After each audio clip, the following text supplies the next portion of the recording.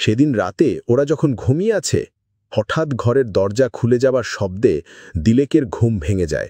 সে অদ্ভুত কিছু শব্দ শুনতে পায়। সে ঘর থেকে বের হয়ে পাশের রুমে যায়। সেখানে একটা আয়নাতে রক্ত দিয়ে কিছু লেখা এবং সেখানে ৭৭৩০ সংখ্যাটি লেখা থাকতে দেখে।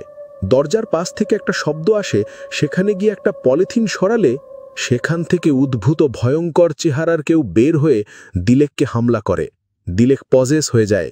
সে রুমে ফিরে এসে একটা ছুরি দিয়ে উমরের বুকে উপরে আঘাত করে আবার পাশের রুমে ফিরে আসে। সেখানে কাফনে জড়ানো একটা লাশের পাশে কয়েকজন ব্ল্যাক ম্যাজিক টাইপের কিছু একটা করছে।